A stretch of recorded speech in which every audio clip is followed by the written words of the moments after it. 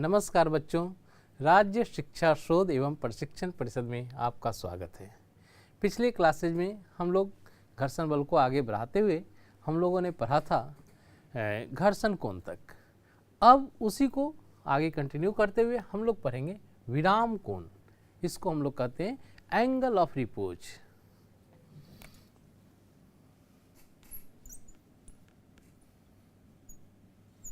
विराम कोण, या आप इसको ये भी लिखा हुआ देखेंगे कहीं कहीं, विश्राम का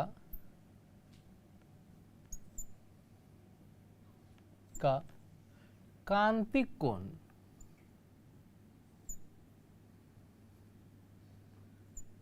इसको हम लोग कहते हैं एंगल ऑफ रिपोज।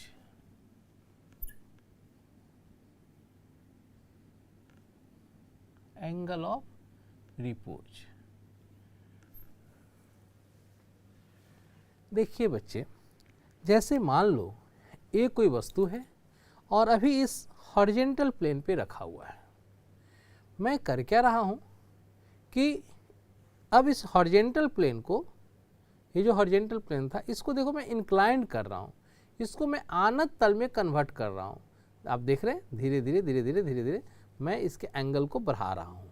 ठीक है, अब देखो एंगल बढ़ाते हुए एक समय ऐसा आता है जब यह जो वस्तु है वो गिरने को अभी गिर नहीं रही है, ये वस्तु अब जो है गिरने को हो जाती है। अब हम जरा सा भी इंक्लाइंड प्लेन को बढ़ाते हैं, ठीक है, कि वस्तु गिर जाएगी। तो उस समय ये हॉरिजेंटल के साथ जो एक कोण बना रहा है, ये कोण जो आप देख रहे हैं हॉरिजेंटल के साथ जो कोण बना रहा है, इस कोण को हम लोग कहते हैं विराम कोण। ठीक है, मीन्स जैसे देखिए ये हॉरिजेंटल सरफेस है, इस पर कोई वस्तु इस तरह से रखा हुआ है कि ये गिरने को है, मीन्स बिल्कुल इसमें स्लाइडिंग टेंडेंसी आया हुआ है, आया नहीं है, आया हुआ है स्लाइडिंग टेंडेंसी। ठीक है, मीन्स अभी ये मोशन में नहीं है। ठीक है, अभी मोशन में नहीं आया है, स्लाइड करना शुरू नहीं किया है, बस स्लाइडिंग टेंडेंसी इसमें है। अब जस्ट स्लाइड करने को है, स्लाइड किया नहीं है। ठीक है, तो देखो तो यदि ये इसको हमने मान लिया थीटा, इंक्लाइंड प्लेन का आनत तल का जो एंगल है, नीचे की तरफ इस बॉडी का मास यदि m है तो इस पर लग रहा है mg फोर्स, है ना। अब देखिए ये एंगल थीटा, फिर वही mg का एक कंपोनेंट इस साइड mg cos थीटा, एक कंपोनेंट इस साइड mg sin थीटा। एक देखिए इस तरफ normal force, a normal force, या हम कहें विलंब प्रतिक्रिया बल, ए इंक्लाइंड प्लेन आनत तल इस पर बॉडी पर दे रहा है। ठीक है, अब देखिए जब इस वस्तु का टेंडेंसी है नीचे आने का, जब वस्तु नीचे आना चाह रहा है, आने को है, तो ये सरफेस इसको रोकना चाहेगा और इसके लिए इंक्लाइंड प्लेन के लॉन्ग इस पर upward force of friction applied करेगा। यह जो फ्रिक्शन फोर्स है वो निश्चित तौर पे स्टैटिक फ्रिक्शन होगा, स्थिर घर्षण होगा। क्या, अब देखो बच्चों, मैंने क्या कहा कि आने को है, अब ठीक है, नीचे चला नहीं है। ठीक है, have a tendency to just slide. ठीक है, तो इस कंडीशन में हम ऐसा लिख सकते हैं, अभी मीन्स इसमें जो है एक्सीलरेशन अभी क्या है, ऑलमोस्ट 0। ठीक है, तो इसके लिए न्यूटन के द्वितीय गति नियम से हम लिख सकते हैं mg sin theta minus fs equal to m into a, m into 0।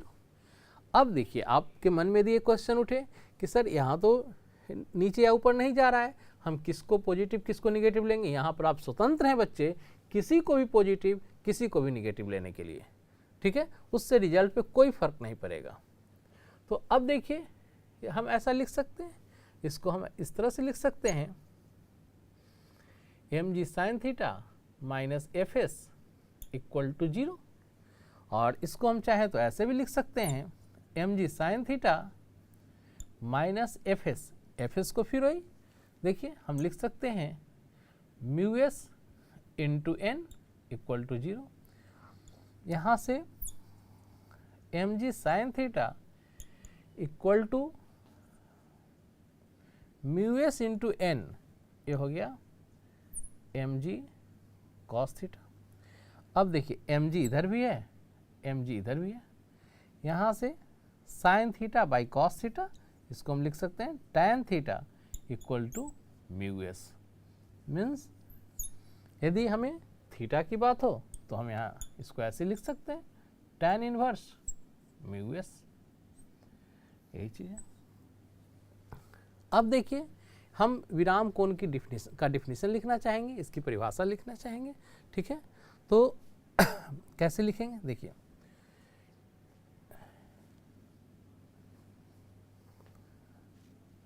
It is defined as the, देखिए हम कैसे लिखेंगे, it is defined as the angle of inclined plane, means आनत तल के एंगल के रूप में इसको डिफाइन करेंगे, इस तरह से कि इस पर रखा हुआ बॉडी स्लाइड करने को, have a tendency to just slide, ठीक है। मीन्स विराम कोण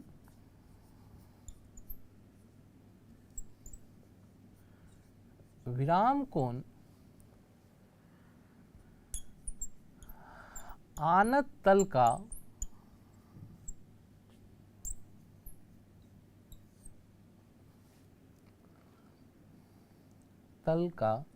झुकाव का कोण है, झुकाव का कोण है, ठीक है। इस तरह से कि इस पर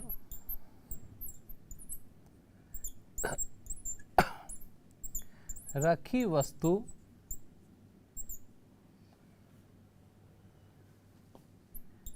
खिसकने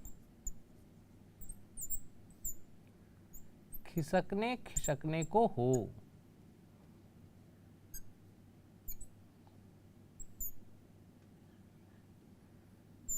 खिसकने, इसको लिख देते हैं have a tendency to just slide, tendency to just slide, ठीक है। खिसकने की प्रवृत्ति रखता हो,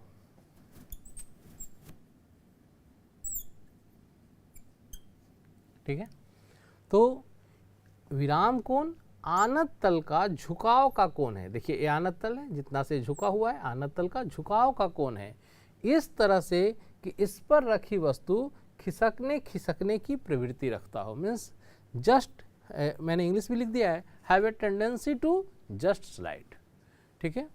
और ये था हमारा विराम का कोण। अब देखते हैं हम लोग फ्रिक्शन का कुछ न्यूमेरिकल्स, ठीक है।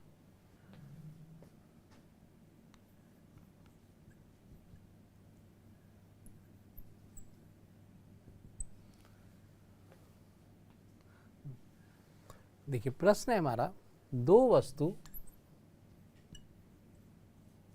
जिसका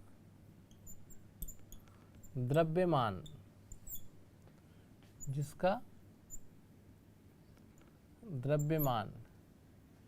कैपिटल M और स्मॉल m है, को चित्रानुसार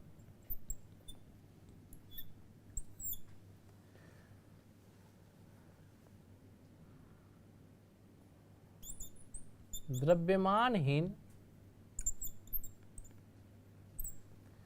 एवं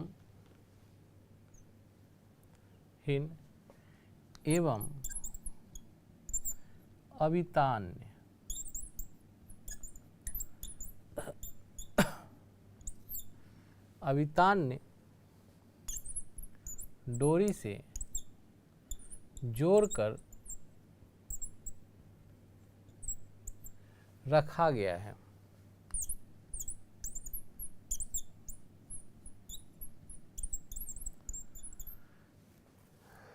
ठीक है, वस्तु और स्पर्श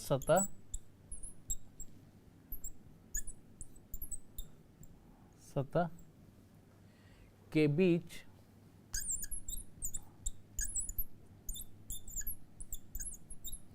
का घर्षण गुणांक म्यू है, तो दोनों वस्तु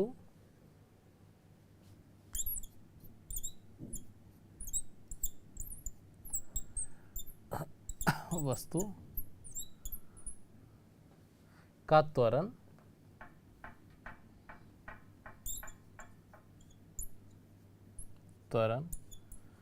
और डोरी में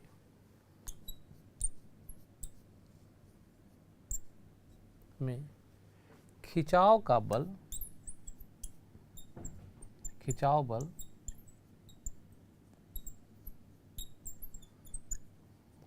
टेंशन ज्ञात करें।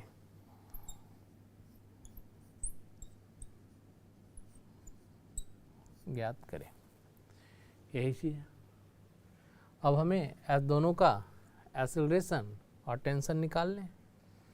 देखिए, फिर उसी तरह से सबसे पहले हम क्या करें, तो प्रत्येक वस्तु पर जो बल लग रहा है उस बल को दिखाएं।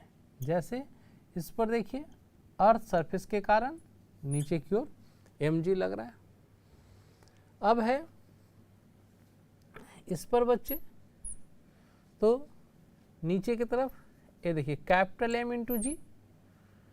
अब इसके नीचे सरफेस है, तो यह सरफेस इसको ऊपर की तरफ अभिलंब प्रतिक्रिया बल दे रहा होगा।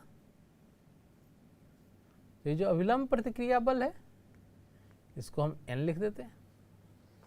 चलिए, अब देखिए यह बॉडी पुल्ली यहाँ भी हमारा मासलेस है, ठीक है, और फिक्स्ड है, और इसका ये सरफेस जो है अभी फ्रिक्शन लेस है। अब यह जो बॉडी है, यह जो पिंड है, पुल्ली को नीचे की तरफ T से खींचेगा। न्यूटन्स थर्ड लॉ से पुल्ली भी, न्यूटन के तृतीय गति नियम से पुल्ली भी बॉडी को ऊपर की तरफ खींचेगा।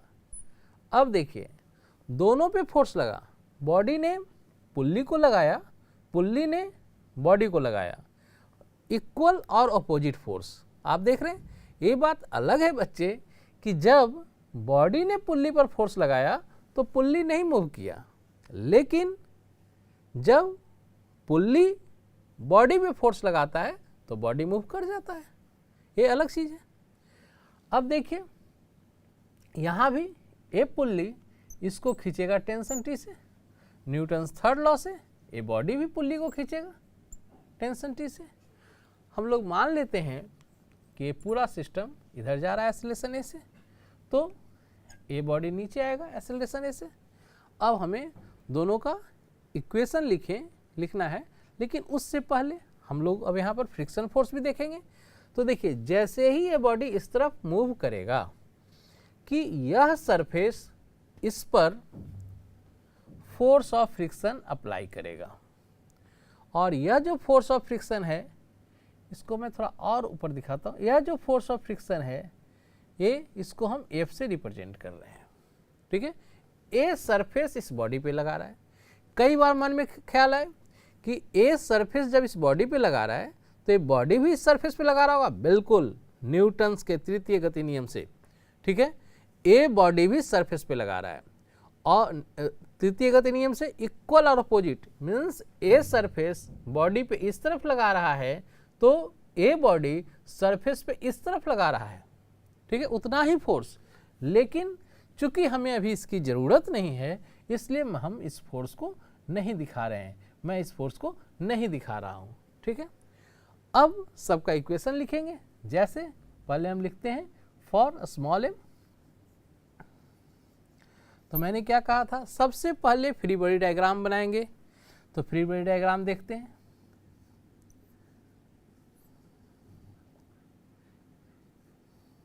FBD सबसे पहले बनाया। ऊपर की तरफ टेंशन T, नीचे आ रहा है एक्सेलरेशन A से। इसके इक्वेशन की बात करें तो mg minus T equal to m में, ये रहा इक्वेशन फर्स्ट। ठीक है, अब देखिए इस कैपिटल M के लिए, फॉर कैपिटल M, तो इसका भी सबसे पहले फ्री बॉडी डायग्राम देखते हैं।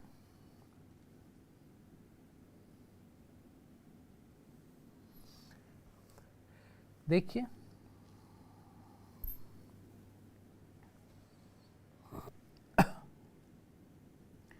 नीचे की तरफ कैपिटल mg लगेगा, इस पर इस तरफ टेंशन T, ऊपर की तरफ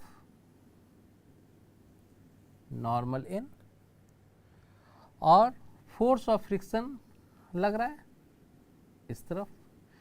फिर वही चीज़, बॉडी में वर्टिकल कोई मोशन यहाँ पे नहीं है, इसलिए हम इस वर्टिकल फोर्स को नहीं देखेंगे, बस ये देख रहे हैं normal N equal to mg होगा। हमें इस डायरेक्शन में बॉडी मोशन कर रहा है, तो इसके लिए हम लिखेंगे। तो बच्चे देखिए, ये मैं कह रहा था कि हॉरिजॉन्टल डायरेक्शन में फोर्स लग रहा है, तो इस तरफ एक्सेलरेशन ले लेते हैं। फिर वही न्यूटन के द्वितीय गति नियम से हम ऐसा लिख सकते हैं, मोशन के डायरेक्शन को पॉजिटिव तो t प्लस अपोजिट डायरेक्शन को निगेटिव तो plus minus f equal to m में। ठीक है, यहाँ से हम इसको ऐसे लिख सकते हैं t minus F equal to m में। अब देखिए f का वैल्यू क्या होगा, तो f equal to mu N, यहाँ तो t minus mu N, n हमारा यहाँ पे mg होगा। ठीक है, तो t minus mg equal to m में, ये रहा हमारा इक्वेशन सेकेंड। ठीक है, और ये था हमारा इक्वेशन फर्स्ट। अब हम फर्स्ट और सेकेंड को सॉल्व करेंगे। देखिए फर्स्ट है हमारा mg minus T equal to m में, यहाँ देखिए सेकेंड है हमारा t minus mu mg equal to m में। अब देखिए t से t कैंसिल, कॉमन ले लेते हैं g को, तो ये हमारा आ जाएगा m minus mu m equal to m plus m into a. हम यहाँ से लिख सकते हैं a equal to g into m minus mu m by m plus m। अब देखिए हो सकता है आपके दिमाग में क्वेश्चन आ जाए कि जैसे कैपिटल M हमेशा ग्रेटर ही होगा, ऐसी कोई जरूरी बात नहीं है, वो कैपिटल M का वैल्यू दिया रहेगा। और यदि मान लीजिए कि कभी इस तरह से आ जाए कि कैपिटल M का ही वैल्यू ज़्यादा हो, हालांकि इस केस में संभव नहीं है जो कैपिटल M के ज़्यादा होने पर वैल्यू आएगा, इस केस में कैपिटल M का वैल्यू ज़्यादा नहीं होगा। ठीक है, लेकिन यदि मान लीजिए कि कभी कैपिटल M का वैल्यू ज़्यादा आ जाए, ठीक है, और इस तरह से ज़्यादा हो कि म्यू m जो है वो m से अधिक आ जाए किसी दूसरे केसेज में, ठीक है, इससे अधिक आ जाए, तब तो a निगेटिव आ जाएगा। तो a निगेटिव आने से घबराना नहीं है, जब त्वरण का वैल्यू निगेटिव आ जाए, ऋणात्मक आ जाए, तो टेंशन नहीं लेना है। इसका मतलब है कि जिधर हम त्वरण का वैल्यू मान रहे हैं, जिधर हम त्वरण की दिशा मान रहे हैं, उसके विपरीत दिशा में बॉडी जाएगी। लेकिन इस केस में ऐसा संभव है क्या कि बॉडी खुद से उधर जाए? नहीं, ऐसा जनरली यही इंक्लाइंड प्लेन पे रहता तो संभव हो सकता था। ठीक है, तो यदि एक्सीलरेशन का वैल्यू ऋणात्मक आ जाए तो हमें घबराने की बात नहीं है, हम बस ये मान लेंगे कि जिस तरफ हमने दिशा लिया है त्वरण का, उसके विपरीत दिशा में बॉडी जा रही है। ठीक है, और भी देखते हैं क्वेश्चन। देखिए सारा चीज़ वही है, सिस्टम को इंक्लाइंड प्लेन पे रखा गया है, हमने इसका इंक्लाइनेशन आनत तल का कोण हमने थीटा लिया है, झुकाव का कोण। ठीक है, और सारा चीज़ वही है, डोरी हमारा यहाँ भी मासलेस है,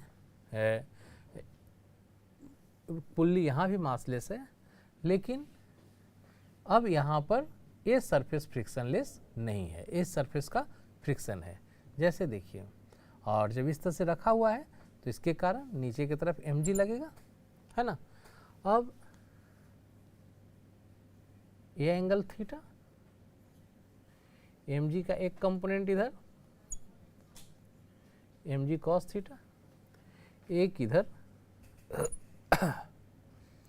mg sin थीटा, इस तरफ नॉर्मल n, ए इसको मैं ऐसा करता हूँ, इसको m1g कर दे रहा हूँ, इसको m2 कर देते हैं, नीचे की तरफ m2g। अब फिर वही ए बॉडी इस पर लगा रहा है tension T, Newton third law से, इस पर भी लग रहा है टी, ए बॉडी इस पे लगा रहा है टी, ए इधर लग रहा है टी। तो अब देखिए, इस केस में एक कंफ्यूजन हो सकता है कि बॉडी इधर जाएगा या बॉडी इधर जाएगा, एक कंफ्यूजन हो सकता है। तो देखिए, मैं कह रहा हूँ आपको जिधर अच्छा लगे, जिधर आपको इसका त्वरण लेने की इच्छा है, आप उस तरफ ले लीजिए। जैसे मान लीजिए मैं इस तरफ ही लेता हूँ कि ये बॉडी इधर ही आएगा, तो जब ए बॉडी इस तरफ डाउनवर्ड जाएगा तो स्वाभाविक है कि ये बॉडी अपवर्ड जाएगा एक्सेलरेशन ए से। अब यहाँ भी उसी तरह से बच्चे हमें ए निकालने हैं और टी निकालना है, ठीक है, हमें ए और टी निकालने हैं।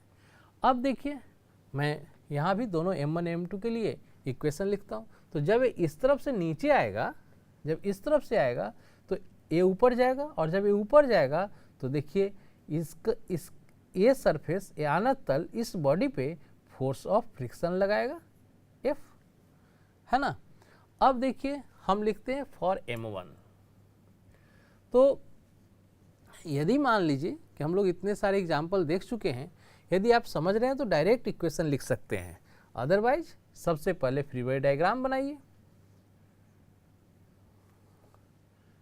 तो इस तरह से T, देखिए इस पर जो फोर्स लग रहा है, इस तरफ नॉर्मल n, इस तरफ m1g ए एंगल थीटा, इधर m1g cos थीटा, इस तरफ m1g sin थीटा, और साथ में इस तरफ F। इतना ही फोर्सेज इस पे लग रहा है, ये पूरा सिस्टम जा रहा है ऊपर एक्सेलरेशन ए से। क्लियर है। यहाँ नॉर्मल फोर्स मीन्स अभिलंब प्रतिक्रिया बल m1g cos थीटा के बराबर होगा। देखिए मैं इधर में लिख दे रहा हूँ, n equal to m1g cos theta, हमें जहाँ ज़रूरत होगा हम यूज कर लेंगे। चलिए अब देखिए, जब न्यूटन के द्वितीय गति नियम से मैं इक्वेशन लिख रहा हूँ, मोशन के डायरेक्शन को पॉजिटिव मीन्स इसको मैं पॉजिटिव ले लूँगा, ठीक है। तो इस तरफ लगने वाला m1g sin theta and F दोनों फोर्स जो है सो निगेटिव हो जाएंगे। तो देखिए T, मोशन के डायरेक्शन को पॉजिटिव लिया, T plus minus m1g sin theta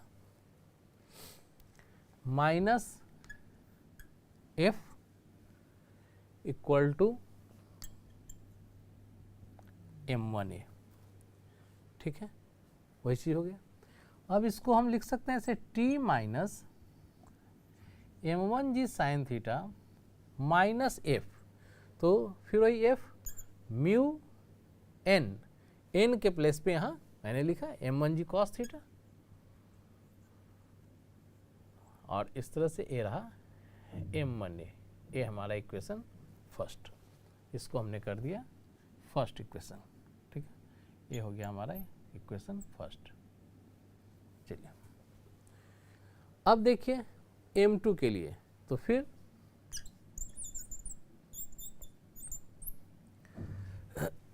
यदि हम बात करें m2 की, तो अब देखिए m2 के लिए हम क्या लिख सकते हैं, ये बॉडी नीचे की तरफ आ रहा है, पहले इसका हम फ्री बॉडी डायग्राम दिखा दें, ये नीचे की तरफ आ रहा है, तो m2g नीचे की तरफ, ऊपर की तरफ t है, ए नीचे की तरफ एक्सेलरेशन ए, हम ऐसा लिख सकते हैं। देखिए मोशन के डायरेक्शन को पॉजिटिव, मोशन डाउनवर्ड है तो हम इसको धनात्मक ले रहे हैं m2g को, m2g plus minus T equal to m2a। अब यहाँ से देखिए m2g minus T equal to m2a, ये हो गया हमारा इक्वेशन सेकेंड। अब इक्वेशन फर्स्ट और सेकेंड को हम लोग सॉल्व करेंगे और a और t का वैल्यू फाइंड करेंगे। तो जैसे देखिए मैं यहाँ पे फर्स्ट प्लस सेकेंड करता हूँ, तो इक्वेशन फर्स्ट हमारा क्या है, t minus m1g sine theta minus mu m1g cos theta equal to m1a। ठीक है, इक्वेशन सेकेंड हमारा क्या है, m2g minus T equal to m2a। अब देखिए t माइनस टी कट गया, यहाँ से हम इसको लिख सकते हैं m2g minus m1g sine theta minus mu m1g cos theta equal to m1 plus m2 into a. और अब जो है यहाँ से हमें a इक्वल टू लिखने हैं, तो देखिए g सारे टर्म में शामिल है, मैं g को कॉमन ले रहा हूँ। इसमें देखिए इसमें g है, यहाँ है, यहाँ है, मैं g को कॉमन ले लेता हूँ। तो देखिए a g आ जाएगा बाहर, ये हमारा आ जाएगा m2 माइनस, देखिए इन दोनों टर्म में m1 है, मैं m1 को भी यदि कॉमन ले लूँ तो ये आ जाएगा m1 इंटू साइन थीटा, अब देखिए माइनस कॉमन ले लिया तो ये हो जाएगा plus mu cos theta by, नीचे में देखिए हम लिख सकते हैं m1 प्लस m2, ये हमारा एक्सेलरेशन आ गया। आपको जब एक क्वेश्चन रहेगा तो m1 2 kg, m2 3 kg, इस तरह से कुछ न्यूमेरिकल वैल्यू दिए रहेंगे, म्यू का वैल्यू 0.1 0.2 इस तरह से कुछ दिए रहेंगे।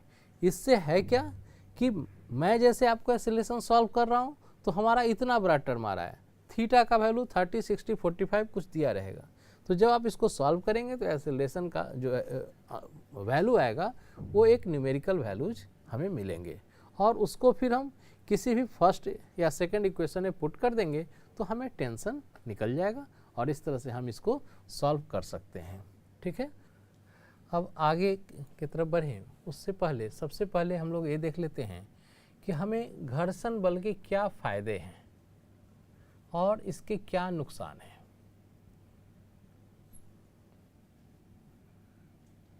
लाभ, ठीक है, पहले लाभ देख लेते हैं।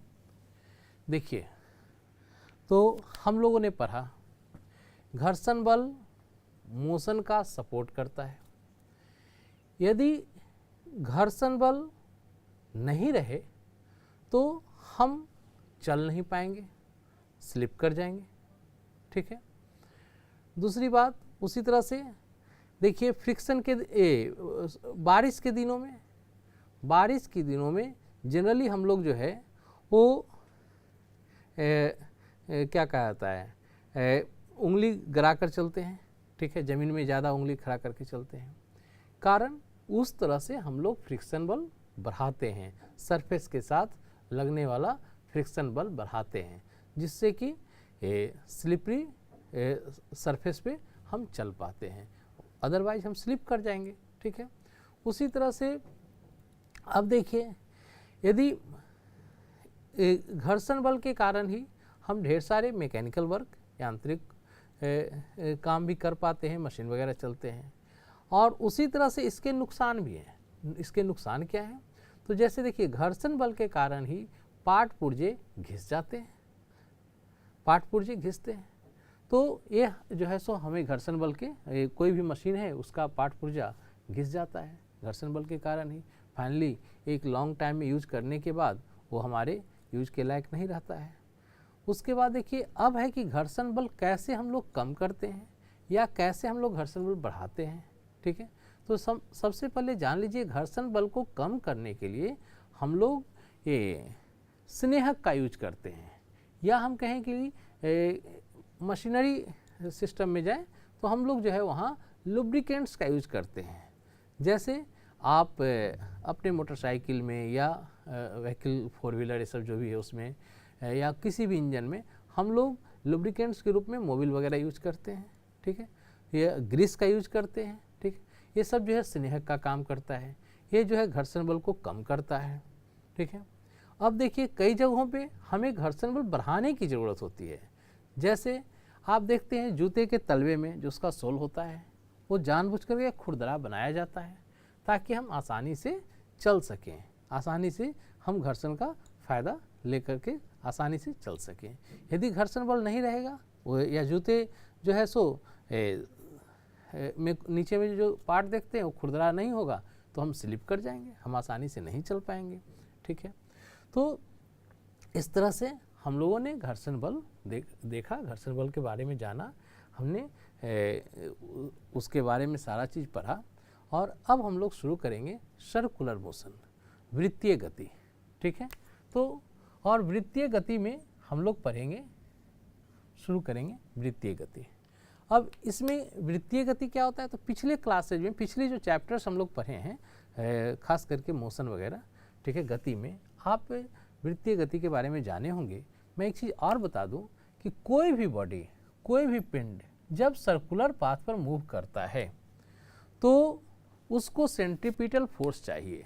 जैसे सिंपल सा मैं आपको एग्जांपल देता हूँ एक चाबी के गुच्छे वगैरह से।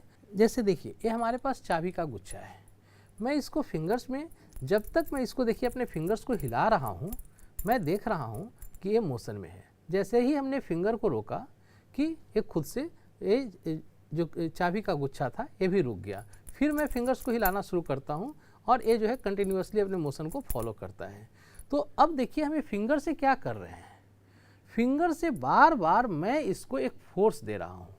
इस फोर्स के कारण, इस फोर्स को हम लोग कहते हैं सेंट्रीपिटल फोर्स, केंद्राभिसारी बल। और अब देखिए लगातार कंटिन्यूअसली इसको घुमाने पर ये जो रिंग है हमारी उंगली पर ही फोर्स लगा रहा है। लगातार घुमाने पर क्या होगा कि यहाँ एक घाव जैसा बन जाता है। तो जब मैं इसको फोर्स दे रहा हूँ तो यह भी जो है इस पर बल लगा रहा है। ठीक है, तो यह जो बदले में न्यूटन गति नियम से जो प्रतिक्रिया बल लगा रहा है इसको हम लोग कहते हैं केंद्रापसारी बल। यह केंद्र से बाहर की ओर लगता है। और इन सारे बलों के बारे में हम लोग आगे की कक्षाओं में पढ़ेंगे। तब तक के लिए बच्चों नमस्कार।